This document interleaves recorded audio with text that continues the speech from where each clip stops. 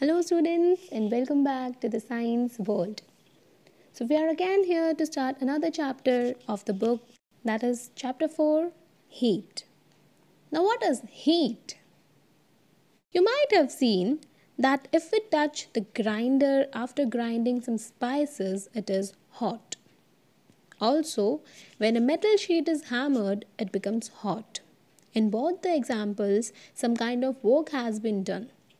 Whatever we do, we need some kind of energy. When we use any kind of energy to do a work, some part of it turns into heat.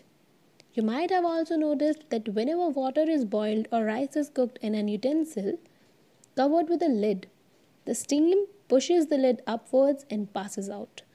And as the steam passes out, the lid generally falls down. Why this happens? This happens because of the heat energy produced by burning fuels. So, the heat is a form of energy which makes a body hot, and that is why you feel hot after running or rubbing your palms together. Because in all these activities, some form of energy is used and heat is produced, and the heat that always dissipates from its source into the surroundings, making the surroundings hot.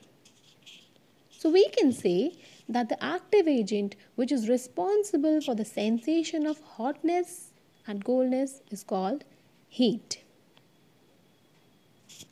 Or in some other words, we can say that heat is a form of energy flowing from one body of matter to another spontaneously due to their temperature difference. And heat always transfers from a body of higher temperature to a body of lower temperature. Or we can say the heat flows from a hotter body to a cooler body. So the heat gets transferred due to the difference in temperature. Now, if you dip your hand in warm water, you'll feel its warmth in your hand, and as the water is heated more and more, the heat starts flowing into your body more rapidly and you feel more heat. Conversely, if you dip your hand in cold water, the heat will flow out of your body and you will feel cold. Even when you touch a cube of ice, you feel colder. Why? Because more heat flows out of your body. So the heat that flows from hot to cold. Also, in our day-to-day life, we find objects either hot or cold. For example, ice or an ice cream that is cold, whereas a cup of tea is hot. Now, how do we know whether an object is hot or cold?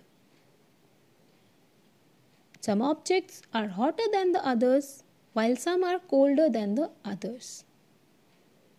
For example, water in a bottle that may be cold, lukewarm, warm, hot, or very hot. So, how do we decide how hot or cold an object is? Normally, we feel the hotness or coldness of the object merely by touching them. But is the sense of our touch always reliable? Can we always rely on the sense of our touching to decide how hot or cold the object is? No, not exactly. You know why? Because when we touch an object, we feel its hotness or coldness with respect to the warmth of our body.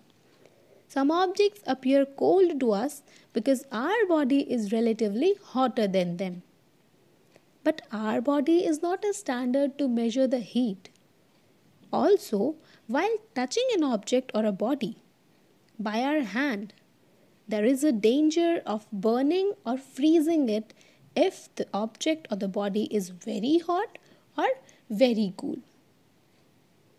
Now you can understand this with the help of an activity why we cannot always rely on the sense of our touching. Let's perform an activity. So in this activity, what you actually have to do, you have to take 3 vessels. So take the 3 vessels and label them A, B and C. Now fill the vessel A with ice cold water, the vessel B with normal tap water and vessel C with the warm water that is bearable to your hand. Now dip your right hand in vessel A and the left hand in vessel C as shown in step A. What do you observe? You will observe that your right hand, which is in vessel A, that feels cold, while your left hand, which is in vessel C, that feels warm. Now take out your both hands and put them in the vessel B together as shown in step B. What do you observe now? You will feel that your right hand, which was earlier kept in the cold water, that feels warm, while the left hand that was earlier kept in the warm water, that feels cold. Now what is this? Your one hand is saying that the water in vessel B is hot, while the other is saying that the water in vessel B is cool. But actually, the water in vessel B is neither hot nor cold. So what do we infer from this? That our body that cannot measure the temperature correctly or accurately. So with this, what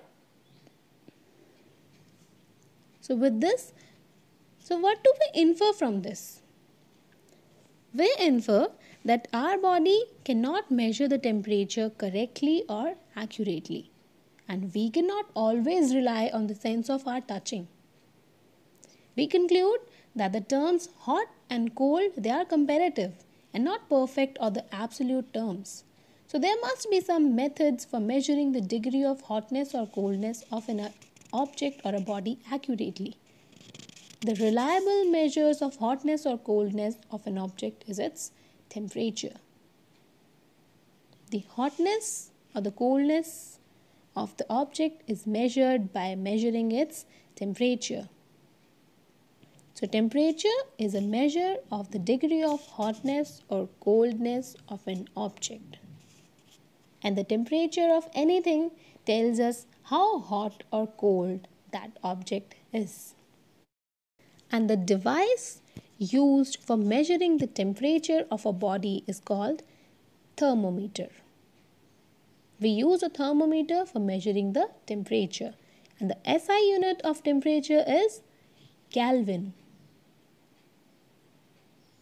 We are having different scales for measuring the temperature: the Celsius scale, Fahrenheit scale, as well as the Kelvin scale.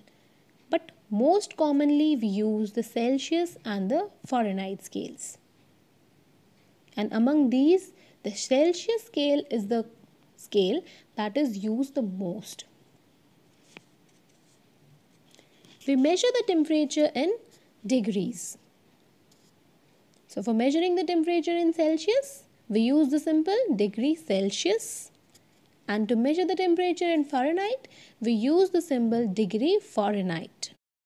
So these are the three scales for the measurement of temperature. These are degree Celsius, degree Fahrenheit and Kelvin. And Kelvin is the SI unit of temperature. But the two common scales that we use generally are the Celsius and the Fahrenheit scale. On the Celsius scale, the freezing point of water is 0 degrees Celsius, whereas its boiling point is 100 degrees Celsius. So this scale is calibrated from 0 to 100. The lowest temperature that we can measure is 0 degrees Celsius, and the highest that we can measure from this is 100 degrees Celsius. While on the Fahrenheit scale, the freezing point of water is 32 degrees Fahrenheit, whereas its boiling point is 212 degrees Fahrenheit. So this scale is calibrated from 32 to 212 degrees Fahrenheit. The Celsius scale that was proposed by a Swedish astronomer Anders Celsius, while the Fahrenheit scale that was devised by a German physicist Gabriel Fahrenheit. Also, we can convert the temperature from one scale to the another. We are having different conversion formulas to convert the temperature measured on one scale to some other unit. The temperature scales are related to each other, and the temperature can be converted from one scale to another scale by using different formulas. I think this would be enough for today. Rest of the portion we will discuss in the next class. So in the next class, we will be starting our session from the study of temperature and thermometer. So till then, take care, stay safe, stay healthy, and goodbye.